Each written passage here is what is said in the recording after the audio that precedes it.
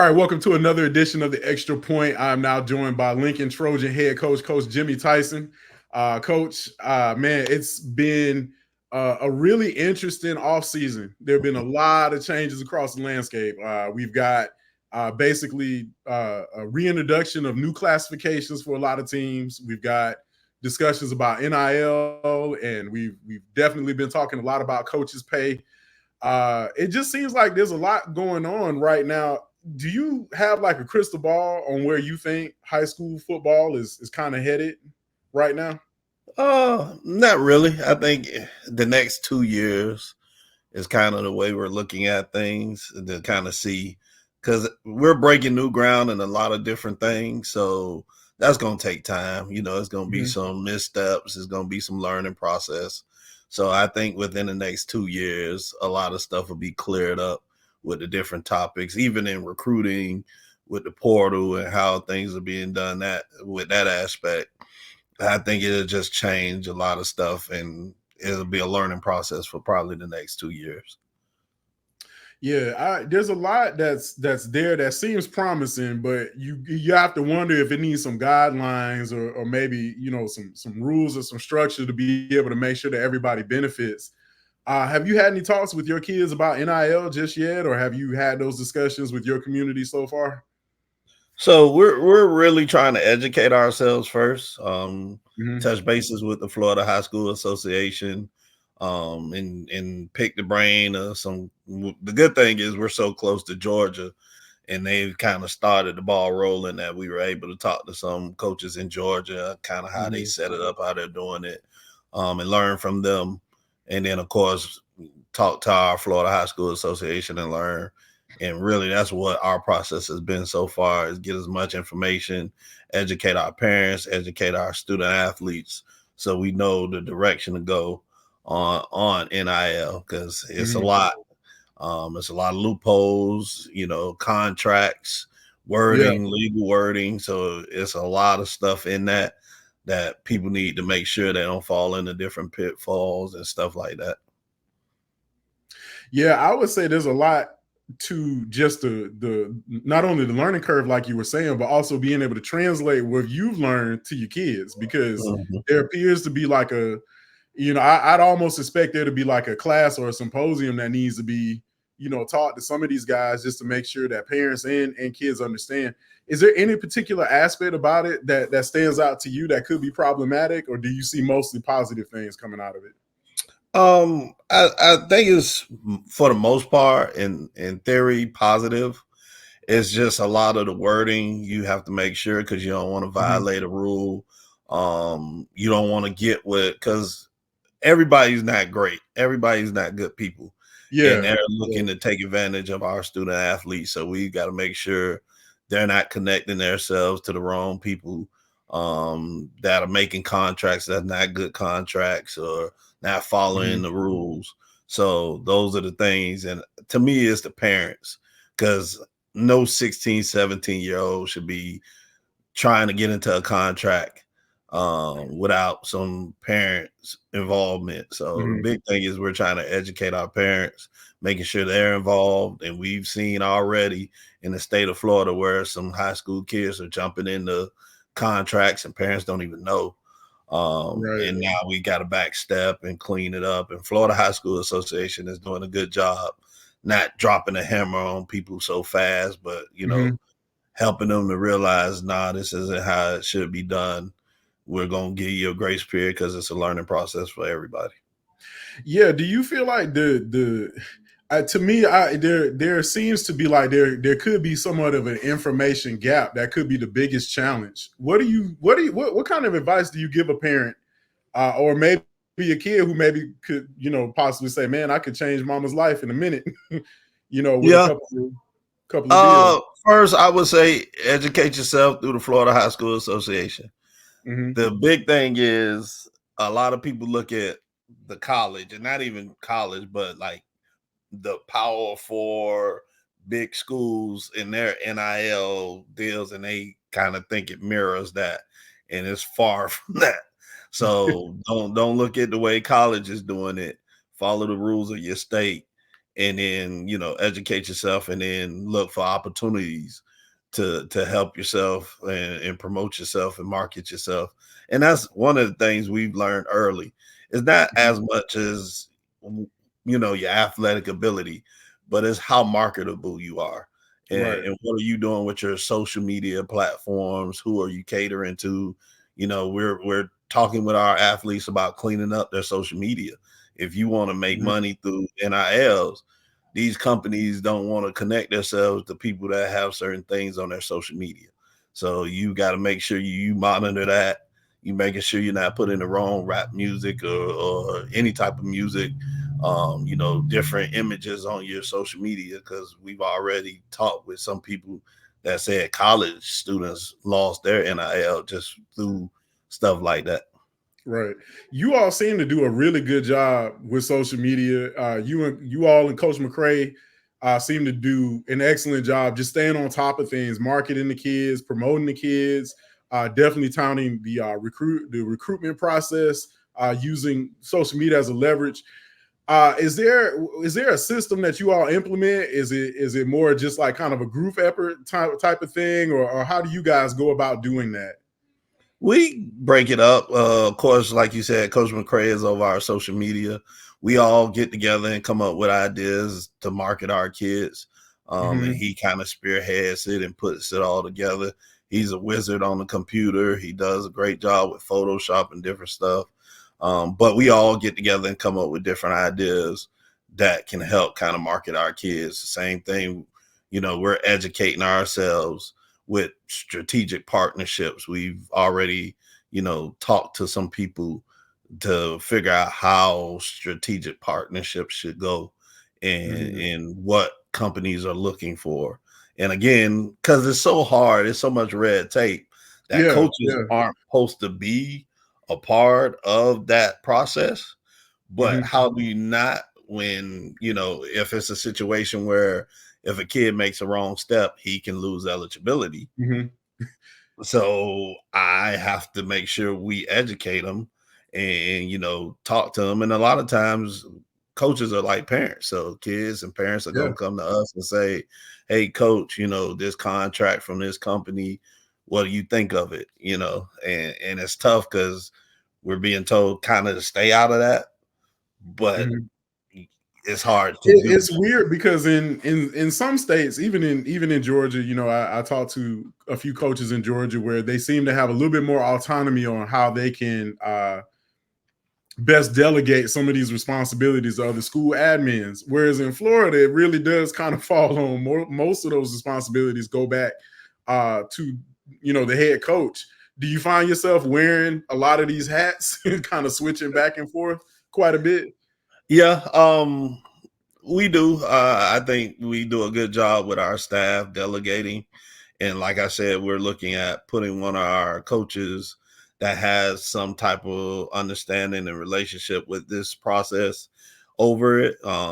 We're even looking at possibly, because colleges are now going to general managers Hmm. and roster management. And we're kind of looking into that because, again, the way high school is kind of mirroring college, you're having a lot of turnover. Um, the days of having 2, 3 good quarterbacks on your team is not, those days are gone. Yeah. If you have a quarterback that's a backup and he's a good kid, good can play, he's gonna transfer, and we understand that. Hmm.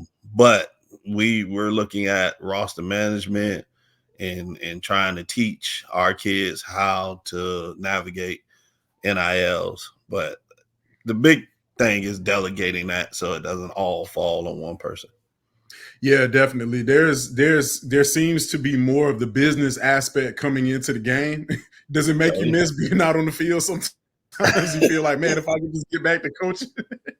Yeah, I'm a football guy. And I love the X's and O's. And a lot of times this type of stuff pulls me away from it. Hmm. But we understand that's part of it now. And we have to make sure we educate ourselves and handle it the right way. Yeah, definitely. And what's your favorite non X's and O's coaching thing to do?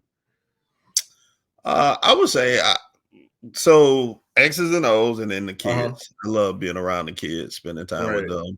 them, and not talking football, but talking life and just hanging out. Yeah, definitely. Most days in my office is about 15, 16 kids in my little office, eating and talking. And, I enjoy those moments more sometimes than the games, just Mhm. getting to know.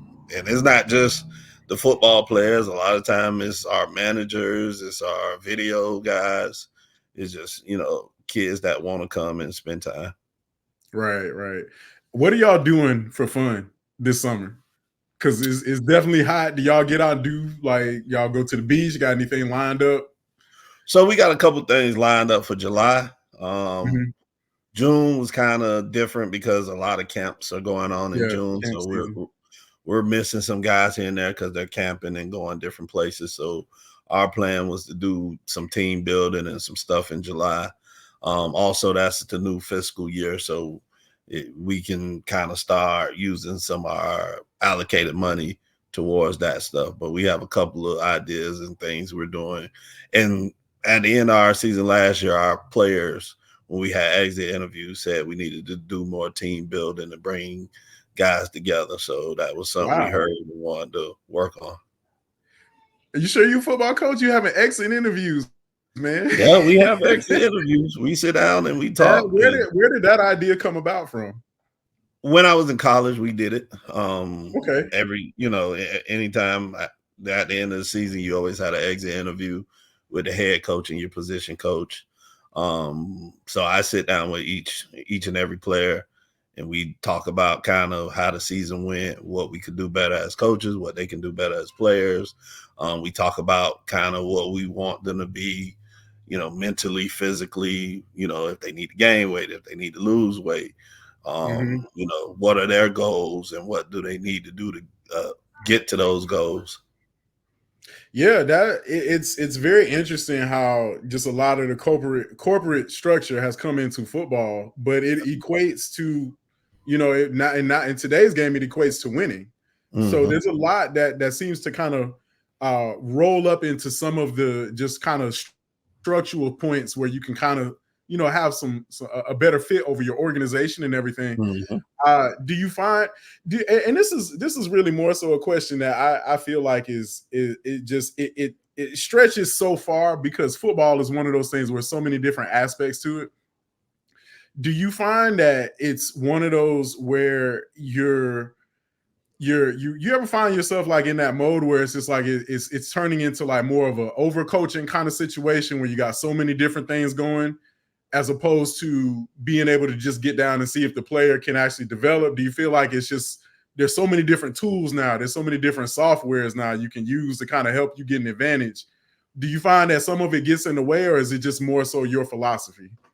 No, I think our philosophy as a program and the staff is always develop not just the player but the coaches. So Mm-hmm. we're lucky because we have good players. We have every college come to our school, so we get to pick their brains. We always say, Gotcha. sit Yeah. down, and we're gonna ask you questions. So we ask them about portal and transfers and how they deal with it. We ask them about NILs and how they deal with that. So we get to go to colleges and talk about all this stuff. Even Florida State has a GM and kind of what that looks like and what parts of that he does to kind of help us kind of structure our programs. Because at the end of the day, we want our kids to be able to go to college and be able to play right away because they understand the structure, even strength Right. and conditioning, nutrition, all those things, how a playbook works, how meetings and film, so they can go. And we've had good success having our kids go off to college and play right away Mm-hmm. compared to maybe some guys that maybe had talent but don't understand those aspects and maybe can't play right away. Yeah, it's definitely a program. That was one of the things that I think that may be kind of the things that a lot of people may not know is just how much goes into actually learning a new system, how much Mhm. the process you have to memorize, what your job is, and then two, knowing what the people that you play next to, what their job is as well, so you Mhm. might be able to fill in. So it's a lot to it. Oh yeah. Coach, I'm gonna go ahead and jump into the fun stuff, the football stuff. You got really a lot of good pieces coming back from last year's team. Let's go ahead and talk about who do you have coming back on offense and defense. Okay, we'll start. First of all, let's start special team. We Okay. bring back our punter, kicker, long snapper, and we have some really good guys. Even our holder, our long snapper Copeland. He's right now, I think, number 9 in the nation. In long Mm-hmm. snapping, he's done a really good job, and just seeing that kid develop coming through the years and getting better and better. Even when we've talked to some high school coaches when we face and they said, "Man, your long snapper's so good, we can't block a kick," and that lets you know that dang, coaches realize that we got Yeah. a kid that can fire it, and then our kicker and punters are doing such a good job. That helps us out knowing that we can go for stuff and we have field position because Mm-hmm. that's the hidden part of the game is field Oh position. yeah. So that's our specialist. Mm-hmm. Our offense, of course, we return Christian Sims. This is my first year where we have a returning quarterback. Most of them have Wow. been senior quarterback. And he's grown so much over our spring, off season, summer. He's just kind of, and I get it. It was hard last year picking up a whole new playbook because he came to Mm-hmm. us in the summertime and understanding. And because quarterback, you got to understand Yeah. everybody, what everybody's doing, protection, route concepts, running backs. You got to identify coverage, overhangs, who we're running our RPOs off of. And he did a great job, but it's a lot. And Yeah. now you can tell he's way confident. He understands. He's making the right reads. He's putting guys in place. Now he can coach the guys while he's on the field. Mm-hmm. Um, he's just been dynamic for us. And we have a great group of receivers, led by Makai Maddox. He had 52 catches last year, and I think was number 2 in the state in receiving and Mm-hmm. catches. This year we've kind of moved him around coming into this year, so he won't just play. He predominantly played in the slot, but now he's playing outside too. He's doing a lot of stuff for us, moving around, and he's even playing some corner. So we're Mm-hmm. excited about him. Cabron Paul is kind of our new deep threat. Take the top off the defense. He reminds me of that Deshaun Jackson kid that anytime he's running, he might go the distance. So we're excited about him. He had a great season with track, and he didn't miss many days of football while he was with track. And Mm-hmm. he's been making huge explosive plays this summer and going into the fall. And then we Yeah. go ahead.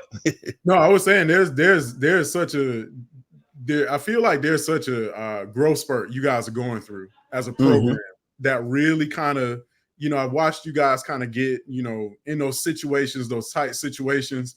How much do you think this offense, as far as the experience level, especially with your quarterback and some of the other guys you were talking about, how much do you think that's going to weigh in going into the fall, into the regular season, where these situations going to come up again? Oh, that's the big thing is situational football and understanding what to do in those situations. I think our kids have a better grasp, especially on the offensive side of the ball, of what to do in those situations, not to panic, but understand we practice those situations. Um, we have some guys. Really, to me, the difference of our offense from last year to this year is we're really explosive in our passing game a little more Mm-hmm. than last year, downfield with some of our receivers. So we're excited about that. And we still keep our quick game and RPO stuff that gave some people some issues last year, but now we can push the ball down the field a little more. Right. Coach, go ahead and talk to me about your defense. um, we do what we do on defense. You an offensive We're guy or more of a defensive guy? I would say I'm probably a defensive guy. Okay. I kind of came up on the defensive side of the ball, even though I played mostly offense in high school. Yeah. But yeah, we're aggressive on defense. We're gonna run to the ball. We're excited. We're gonna do some stuff and bring pressure, and I know people know us for that. But to me, I think our kids have a really good understanding of our defense and what we're trying to do. We have a good mixture of older guys and younger guys. We have three returning, starting linebackers that's seniors that Hmm. kind of really spearhead the defense. We have a bunch of defensive linemen that are active. I think last year we were a little bigger on the D line, but this year we're a little more athletic on the D line. So we do a little more slanting and moving, which creates some negative plays for the offense. And we enjoy moving around and stunting and that type of stuff. And then in the secondary, we have some guys that really can lock people down. Caden Irvin has had a really good summer. Hmm. Um, KJ Arnold, he's been doing good. He played nickel last year, but he's really been doing good at safety for us. He's a guy that can blitz, that can cover, that can play deep middle and come off the hash. Tyler Howard is an explosive athlete for us that, not only does he play DB, but he returns kicks and he'll be playing some running back and being a weapon for us on offense too. So we're excited. We have a bunch of kids that want to play. I think we're kind of refocused on team Hmm. because a lot of times we get off that focus and kind of focus on recruiting or what I'm trying to get done and lose the team aspect. So we really refocused on team. Yeah, there's definitely a lot of aspects to you guys' defense, especially what I saw from last year, where you can see there's a good mixture of guys and enough talent. It almost it almost looks like there's a few of those guys. I know you're waiting on some of your younger guys to mature a little bit, but what has you most excited about your defense going into this year? Being a defensive guy, there's I know there's typically one or two different aspects, whether it's within the linebackers or maybe the secondary, like you talked about, that might have you a little bit more chomping at the bit, especially when it comes to the first game of the season. To be honest, I think it's just the knowledge of our defense, our guys. I think we've had pretty much the whole defense in since the beginning of the summer. And Hmm. typically it doesn't work like that. Typically, game one, we have about 50%, by game three, 75, by game 4 or 5, we have 100% of the defensive calls in. But Hmm. this year, because we have so much experience, um, and our older guys are doing a really good job helping the younger guys because we come up with a philosophy of our older guys raise our younger guys. And they Hmm. always talk about, man, I got to raise you. And they're reminding them and it's helping our communication because, hey, make sure you got the A gap, make sure you stay outside. So it's a lot of communication which has helped our defense. And we've got a lot in a short time, and they're doing a really good job with that. And I'm excited about that.